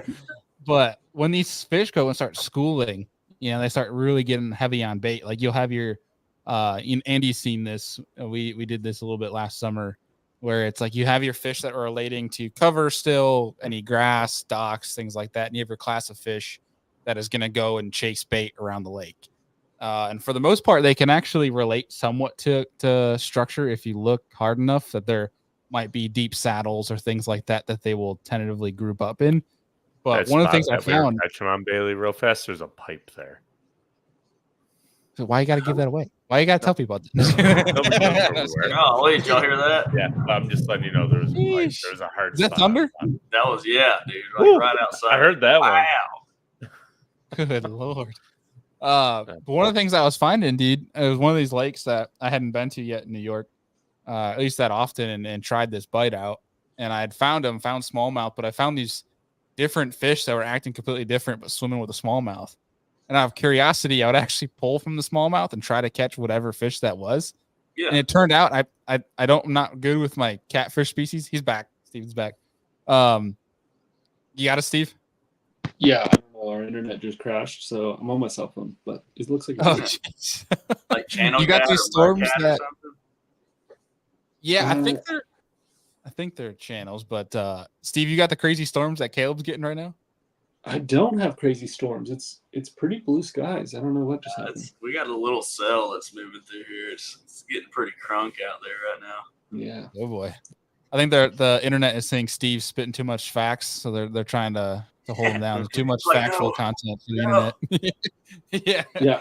So I think real I quick, actually told my wife we were going to do an hour-long show, and she pulled the internet. That's what happened. oh yeah. We're in Pull the trouble. plug on it, like you're done, son. We'll take the blame, Steve. That's fair. Well, we got a couple more minutes here, and then Okay. wrap up and let you guys go here. You But did, brother. one of the things I was trying to get at was when these fish start schooling and chasing bait late summer. I'd noticed, and I was telling Caleb a little bit, I would notice these fish that would school up with the smallmouth that you could tell on live. If you looked at detail, They were swimming completely different, but they were staying with the school smallmouth. And at one point, I just out of curiosity tried to get down to that fish and would like try to dodge the smallmouth and get to that fish. I think they were channel catfish. I started catching. They would be up in 50 foot of water swimming with the smallmouth chasing bait, which was crazy. I never in a million years would have thought catfish would have been doing that too. But it was channel cat over 5 pounds become a pretty active predator and act a lot like a blue cat or a yellow cat. And blue cat and yellow cat, if you go anytime you go and you see, stripers or white bass or even largemouth breaking shad on the surface, if you can get below them, they'll be blue cat, they'll be yellow cat. They will be there. Big ones too. They're super aggressive. Like watching, like I had a school I found last year I thought were bass. And I'm like, those are good fish. There's like 30 of them on this little ledge. And what it was post-spawn blue cats, anywhere from about 8 to 12 pounds. And dude, watching them like school on a hollow body and just, massacre it. Like they would shoot up and just crush it. Like I was like, oh, big bass, and then I'm like, that ain't right. It starts twisting on you. You get slammed on the line. Line's all slimy. Yeah. But yeah, it's wild to watch how aggressive. Flathead's a very aggressive predator too. They eat a lot of live bait and they're not afraid to make a play on a bait. Like I have a lot of times we'll be dropping on gizzard shad on like a rock pile or something, and you have a bigger gizzard shad, and he'll be on the bottom with your weight, and all of a sudden he'll freak out and run 8 foot up or 10 foot up, and there'll be like a 40-pound flathead that'll just shoot up and grab him. So they don't play around. But if they want to make a play on something, they'll get it. Yeah, it was actually really interesting to that point. Like there was some that would, if they were around smallmouth especially, they would rock it up and try and get it. But there were some that I found isolated where you'd pitch at, and they would almost like do a figure 8 and spin up around the bait and then come back down and up and eat it again. Like it was really cool how they did that. Yeah. Where I could start telling, I ended up having a tournament on the lake, but I could tell like they would start coming up and I could see them acting completely different. They would like turn their side. You could see how their tail would undulate. I'm like, nope, catfish, and it burned back. Get out of there. Really cool to see that. Yeah. One thing that was cool the last time I went up to Michigan with Ben, it was a time before that. It was when we went up the UP and we were fishing Charlevoix. The first day we were out there, we were hitting some stuff like some waypoints that he had way on the other side of the lake on the main part. And I see this school of like big fish working in the shallows, and I'm like, oh, those are carp. And I'm telling Ben, I'm like, back on Chick and like a lot of our lakes, if we see carp working and, making mud and stuff like that, we immediately go fish there. Because like the big bass will be right on the outside edge, and any crawfish or a little bait will get pushed out and they'll eat them. And so I'm like, Ben, let's go over there. He's like, oh, these are just carp, blah, blah, blah. And I'm like, so we start looking at them because they're pretty small carp. They're like anywhere from about 5 to 10 pounds. And we get to look, and I'm like, that's not a carp. That's not a carp. We start catching 5-pound smallmouth right in the carp, just like back home in that crystal clear water. I was like, oh, that's so cool. That's wicked. Well, boys, before we start winding down this show, one of the things I wanted to ask you specifically, Steve, I guess for the bass fishing community, and if you even have this data, you may not, but what are some of the lakes in the country that we see these big tournament trails going to that might be in the most need of conservation or rehabilitation that you see these tournament trails going to year over year? I would love to take the cop out answer and tell you every single one of them.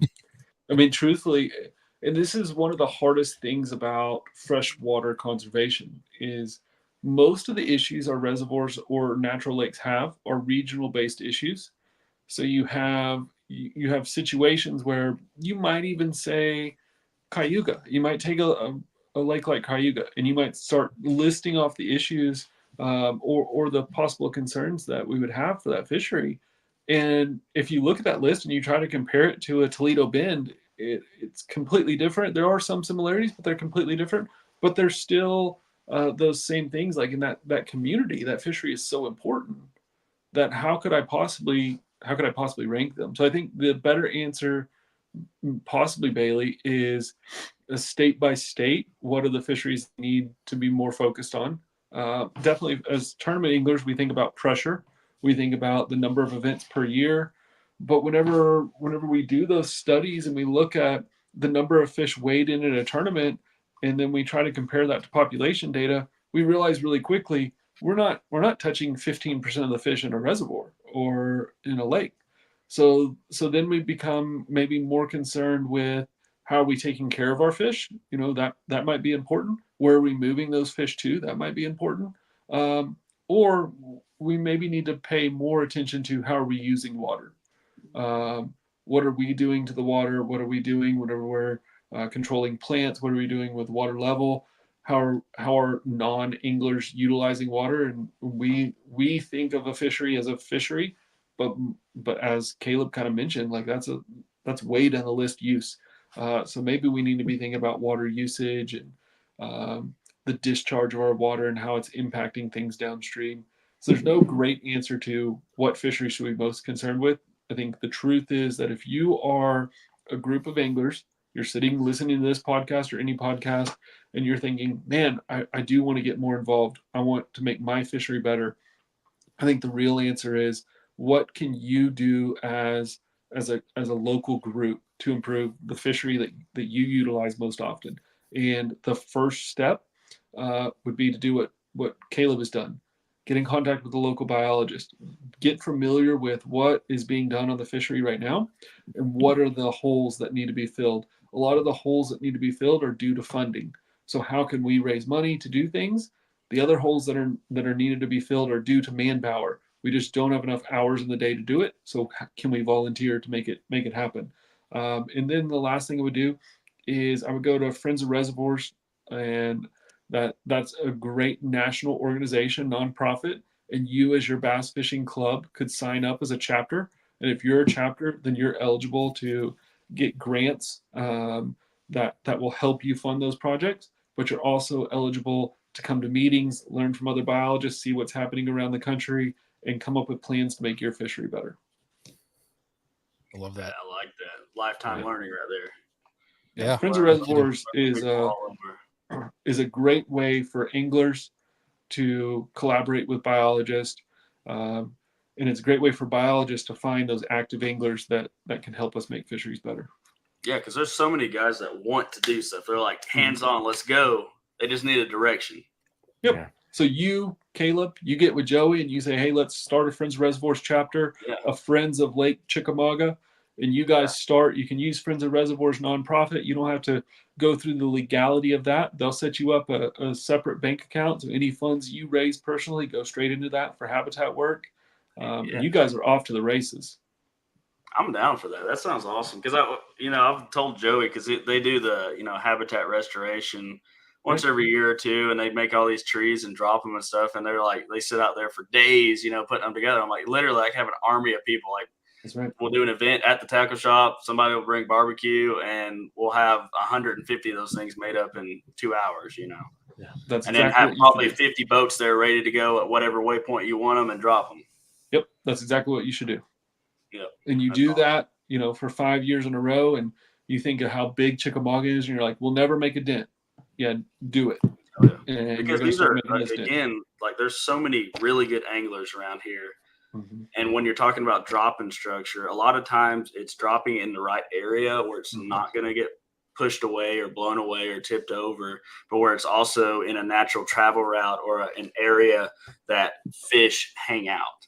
Because a lot of times these things get dropped in an area that is not necessarily a fishy area. And so having these, local experts to be like, this spot, this spot, this spot, this spot, this spot, this spot, and then it's just boom, we're good. Yep. And Caleb, I've put together projects across the country, and I'm going to say 11 states now, and Chickamauga is one of those places. I do that with Major League Fishing in Minn Kota, and what we look for is the boat ramps that the majority of tournaments go out of, and we focus on building recovery habitat around those because we know fish are going to be introduced right back into those areas. We talk to the state agency and we ask them questions about where do they sample continuously so that we can put habitat in those areas so that we can see the habitat improvement. We talk about if there is a fish stocking program, where do y'all stock those fish so we can put high density habitat in those areas. And then we talk about what parts of the reservoirs are essential to reproduction, especially for species like crappie. So we can put habitat in those areas. And if you start dividing reservoirs into smaller sections, accomplishing one of those goals, all of a sudden you are making big changes. The same thing we do when we're patterning fish. It's like you take a huge reservoir and you break it down. You pick a manageable area first, right? You pick a smaller creek arm if you want to know where the fish are in the creeks, and you break down that creek arm. Smaller one like that takes you about an hour to do that. Boom. Now you have information, first third, last third, middle third, whether they're on rock, wood, blah, blah, blah. And then boom, you jump to a huge creek that's maybe thousands of acres. And you already have something in your mind, a way that you can break that down and run to a spot that's going to have fish. Same concept. Yep, love it. But another thing I've been talking to Joey about is actually doing exactly what I'm doing instead of doing these shock surveys, because a lot of these lakes, like, the fish are not set up when they come and do them. Just to go use the big live bait like I'm doing and just do the survey like that. Just get it done, get all the sand, especially bigger fish. Yeah. There's whenever you're doing electrofishing, you're limited to basically 8 foot or depth or shallower. You're limited in the types of power you utilize. And the power is extremely important because you're trying to match some natural muscle density of the fish, which means if I want to catch a 1-inch fish and I want to catch a 23-inch fish, they have different muscle densities. Yeah. So I need to set my control box, my electrofisher, to something that covers the biggest window possible, which usually ends up creating a gap at the top. Those fish either aren't catchable because they're not in that depth range, or they're not catchable because the power doesn't allow them to be captured. That's why at Major League Fishing, we provide all of our catch data to the state agencies. Yeah. We're on 115,000 fish that we've provided GPS location, species, weight, all those things to state agencies. Because anglers are kind of the key to that top end, understanding it. You can't look at tournament weigh-ins and really pull that out. You have to look at each individual fish catch to pull it out. Especially and it's not hard to do. Pounds. They gave me a sheet. They gave me the DNA test samples, the little vials, so I could take fin clippings of the fish. And Joey taught me how to do it in about 15 minutes at the Grasshopper Creek boat ramp, and I was off to the races getting samples. So that'd be something really cool to see state agencies do too, and especially doing the way I am, as far as like the live bait thing, I get to see more big fish than anybody else right now. It's just the nature of the thing. It's like I'm going out there, I'm feeding them filet mignon, so we're going to see more big fish doing that. Yep. And it's just kind of a cool thing. I was like, y'all could do this, instead of like doing a shock survey, you could have one boat going out and doing exactly what I'm doing and get your top in, whether it's catfish. Yeah, not instead of, but in addition to. Exactly. Yep, you need all those survey methods. And fin clips are a great way to collect that data. The state of Texas does a scale sampling where they'll send you a little envelope. You put 10 scales from any fish over 8 pounds caught. And, we have hundreds of those submitted every year. Major League Fishing, we do a buccal swab or a mouth swab of any fish caught over 7 pounds and do DNA analysis. Then the question sometimes becomes, do we need DNA? We did a project in Kentucky where we sampled 100 random fish for a local fishing club or kind of a conservation group. And we found that genetically, it doesn't matter what genetics those fish are. They're all growing at the same rate. They're all undersized fish. There's environmental conditions that are really more important. So I tell angling groups, like, don't just jump to stocking. Don't just jump to genetics. Fix your house first. We have to have habitat. We have to have a fertile lake. We have to have abundant forage. We have to have the correct type of harvest. We're really poor as an angler group about harvesting largemouth bass in the correct size, and our regulations sometimes don't allow us to harvest the correct size. But all those things are extremely important. And genetics cannot be shown in a fishery until you have proper growth rates. Once you have proper growth rates, then genetics will show. Love that. Especially on the point of keeping that certain inch fish. Like I was talking with Jeff Queen, who's runs Queen Tackle, does a lot in our sport. I have his son KJ's fishing elites, big Lake Norman hammers. And one thing they said they've seen is Lake Norman weights keep going up and up and up. And they think part of that is because a bunch of the local trails are making an effort to keep a lot of that 12 to 14 inch fish. And that's where you're seeing some of the weight start to grow, which I think is something countrywide we need to start doing. At Lake Norman, you also have a campaign by North Carolina DNR to remove Alabama bass. And because we're starting to understand that we need to remove Alabama bass, and Alabama bass fit in that size class you're talking about, Bailey, they're filling part of that carrying capacity. But because they're talking about removing those fish and they are having harvest tournaments, you're seeing those results at the top end of the Alabama bass, and you're seeing those results in largemouth because there's more resources available for those fish. And that's probably one of the bigger issues right now, at least in a certain region, right, is Alabama bass and certain fisheries that it's going to basically eliminate smallmouth and things like that. Yeah, I don't want to hijack the next 30 minutes, but let me think of the quickest way to explain this. Alabama bass evolved in a very small section in Alabama, Georgia. Those fish did not evolve in systems where smallmouth or spotted bass or really largemouth existed. And because of that, there was no evolutionary pressure on reproduction like there was for largemouth, spotted bass, and smallmouth that did cross, evolve in the same populations. Those fish, because they all evolved together, they have slight, minute differences in reproduction that prevent constant hybridization.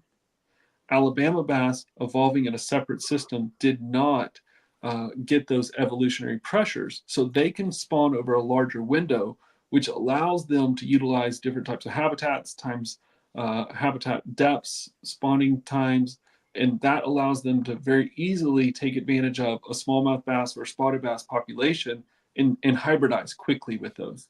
Yeah. And their genetic alleles are so aggressive that they spawn smallmouth and spotted bass out of systems.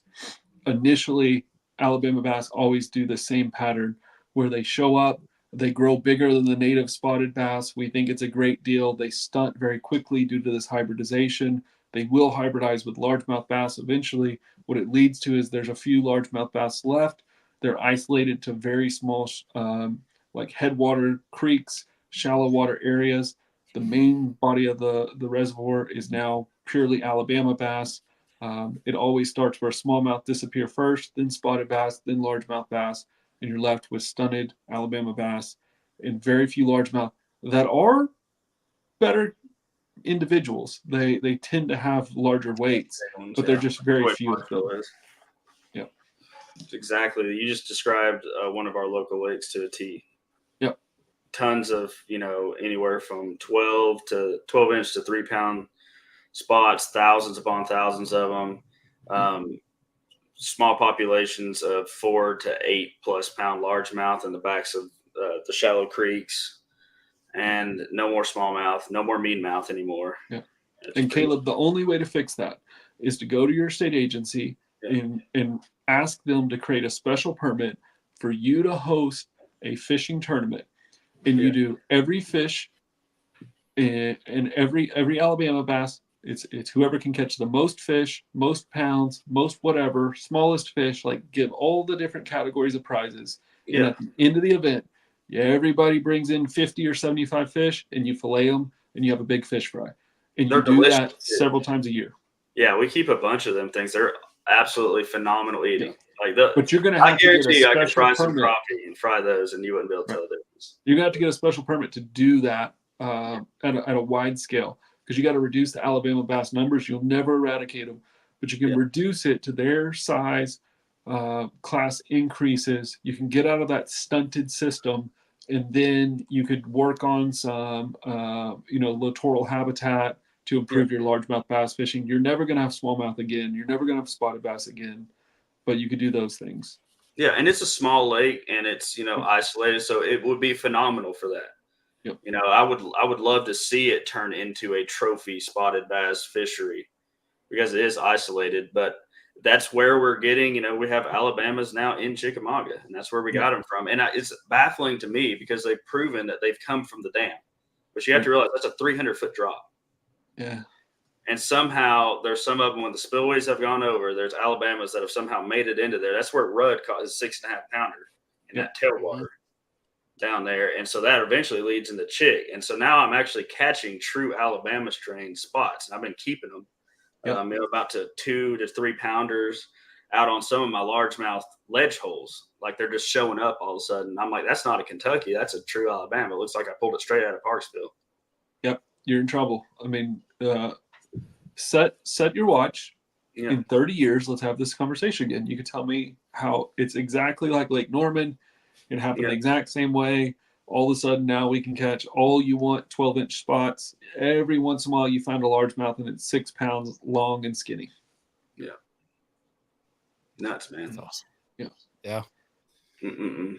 Well, fellas, we're about to wrap this sucker up. Before we go down another rabbit hole that leads us for another 3 hours. Yeah, I got another 6-7 hours or something like that.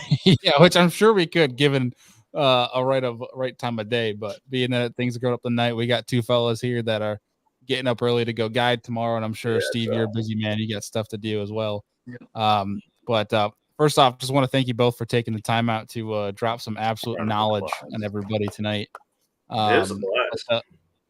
Yeah, I found myself being a student as opposed to one asking. I was just listening and soaking it all in as usual. Andy, we could barely get a word in over you, man. Yeah. Well, before we let you guys go real fast, Steve, is there anything coming up that the folks need to know about? Any projects that you're working on? Things that they could be on notice for? Yeah, well, you and I did a really cool article that's going to come out on USA Today. We're talking about technology. How are we using electronic technology for the good of our fisheries? What are we doing as scientists to improve our fisheries with technology? Bailey teed that up for me. I think it's going to be a really good piece. I can't wait to share that. Yeah, it's a good one. And then, of course, at Major League Fishing, we've got so many events coming up. We got heavy hitters this next week. I'm going to have a really cool article comparing some past trips to the river in Florida. Then we're going to go to the Chowan River. That's going to be a really cool one. Kind of a jungle. Not many people have fished it. Not many people have heard of it. Is that the one in North Carolina? It is in North Carolina. It's going to be a special one. I've heard good things. I've heard some it could be tough. Then we're going to the James River. So we've got some really cool things with Major League Fishing at Texas Pro Lake. You guys know it's projects every day. We did some cool stuff controlling this toxic algae in a private pond today. I'm going to be posting about on social media. So follow me on social media. You'll see plenty of cool projects. I'm definitely going to be pasturing you for darn sure. Well, I actually have right here ready to rock once the show goes to connect you both, because I think it'd be really good for you guys to connect. But I don't know if the world's ready for that yet. yeah, the world needs it though. But on that point, talking about social, you guys' links to your social medias in the show notes. So people, please go and follow these guys. Very amazing dudes, but also very receptive. You can always fire off a question to them. They'll be happy to answer. I know Caleb could talk to a barn door about fishing. That's why they bring me on whenever they want a day off. They're like, okay, we'll just bring Caleb on because we know he's not going to shut up at all. And that's why we love an easy episode this time. Yeah, exactly. You guys are catching on. No, I'm just kidding. Really, you guys are greatly appreciated. But same to you, Caleb. Anything coming up on the hopper, and anything, any openings coming up, guy trip wise? Oh yeah, I've got some. You can always check the website. That's the easiest way. Check the website. You can look at the upcoming openings on the schedule because it does change really fast. And then book right through there. It saves the date for both of us. But yeah, it's been good. It's booking up fast. That's for darn sure. So if you want to get on the ledge season, you better get on it. That's all I can say. Yeah. Love it. Well, fellas, appreciate you both, and I'm excited of the content to come from this show, and a part 2 that we have to put together here in the future. Sounds great. Yeah. Thank you, guys. Thanks, gentlemen. All right, fellas. We'll talk Thanks to you for both having me, guys. soon. Boys. That was awesome. Yes. I was sitting there when we were putting this together originally. We were supposed to have maybe a guest or two more included to tonight, and we had originally Caleb coming on as the part 2 of the show.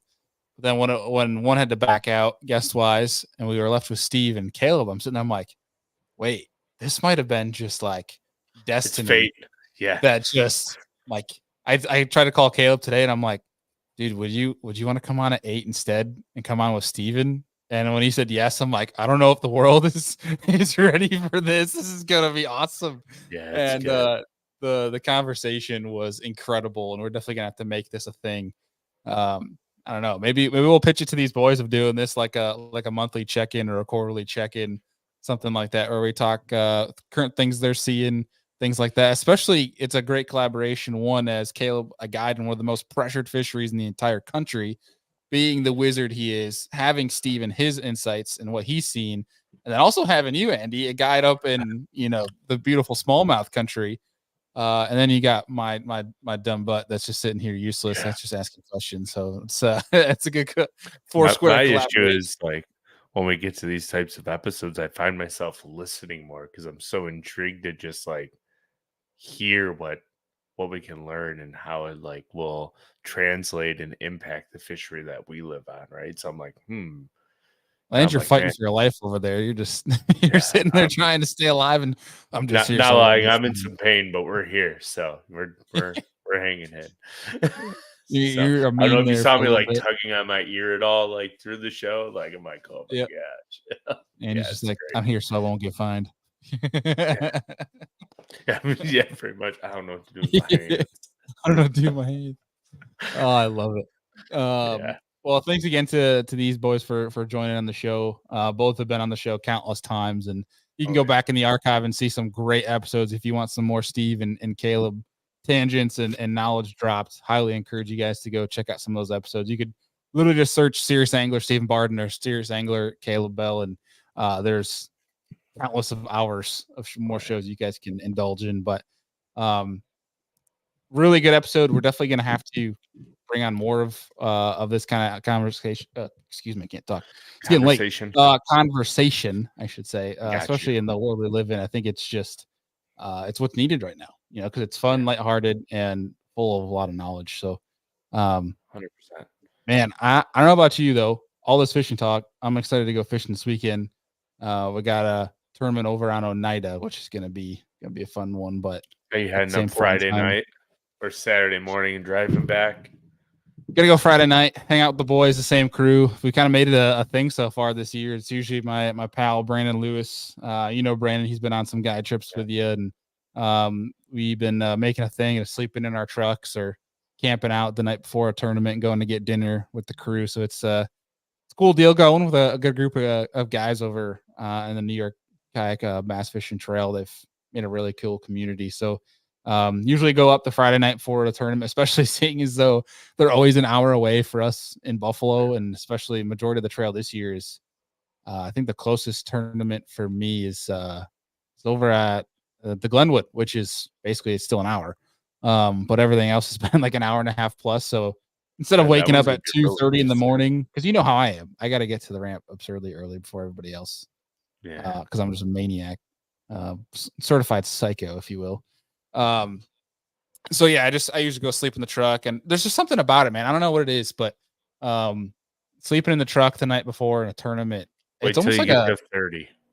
Even though your body's like 30, like when you get to 30, you'll feel like you're 50 and you'll need a hotel bed. Yeah. Well, so that's the one goal is to upgrade the truck setup thing so I can actually put a whole bed thing in the back, get a topper. That'd be good. I just need to pull the trigger on a $3,000 topper finally. But if anybody knows some places that are throwing out discounts on toppers or who wants to work with a podcast, holler at your boy. But would love to build out a whole bed system and everything in the back, and that way we can really do it. But like it's kind of like Rick Clunn's to an extent, not to his extent, but you know how that whole total immersion thing he had, where it was, he's talking about, when you submerge yourself in the environments and Mother Nature, how you kind of become more receptive, more intuitive to what's going on. And that's kind of how I feel about it to an extent, where it's almost like a mindset thing for me, where I love just sleeping in the truck, taking the night that's quiet the night before, getting things ready. You're not distractions of home and stuff like that. It was, I don't know. It's something I love doing. Thank God I have an amazing wife that lets me do so. So it's always appreciated on that front. But man, we're gonna go try to get out for a couple hours Friday evening, then tournament Saturday, and going fun fishing with old pal Liam Blake on Sunday. So it's gonna be a fun weekend. I'm looking forward to it. Yeah, have fun. But yeah, here we go. A creek crawler saying this is why I get knee deep in the creek. Complete immersive experience. That's a whole different immersive. That's submersive. Is what that is. Yeah. Nothing wrong with that. That's right. But totally awesome. And guys, we have a fun show planned for next week. As of right now, the plan for next Tuesday Night Live, seeing as though there's not going to be a Friday episode because we had basically a part 1 to tonight. So one great long show for you guys for this week. But next Tuesday night, the plan is right now to have Zach Burge on live, including Kyle Patrick, potentially a couple more folks as well. Because there's one thing I saw, and we're trying to line it up, but I don't know if you guys seen Carl Jacobson's recent Fear My Heart incentive on the Bassmaster Elite Series, and that is something I freaking love because it's a incentive program for guys that are doing things the right way and guys that are going out of their way to be great sportsmen, great competitors in regards to being respectful and going out of their way to things they didn't have to do. Like Caleb Summerall won the first one, which is I think it was $1,000 incentive, which pays for the gas for the week at least. Where I believe he invited Mike Huffin, who didn't have a limit at the time, to come in, fill his limit, get in on a spot, which he didn't have to do. Went out of his way to do so, and that's just cool stuff you love to hear in the sport. Is Andy, you and I might go compete in a tournament, but like especially when it's say it's a career, we're still going to look out for each other because at the end of the day, absolutely. it could be the tournament 3 from now that a limit is make or break making a classic for me, and you return the favor. It's one of those things where it's or you need that $10,000 check to pay your bills so you can fish the next one. Yeah, and that's the realities of tournament fishing at that level, man. It really is. So it's really cool to see that, and that's one thing I really want to highlight. And we're going to talk more about that later. I don't want to give too much of it away right now, but that's kind of part of where we're heading. We'll have to do some more with that, but we'll tell you guys more as we get along here. But as we recap and end this show, I want to remind everybody we had Dexter's Lure Lab gifted 10 memberships in here, which is freaking awesome. Did not have to do that. Seriously appreciate it. So it's got us a decent amount of members here on the YouTube. Yeah, big round of applause.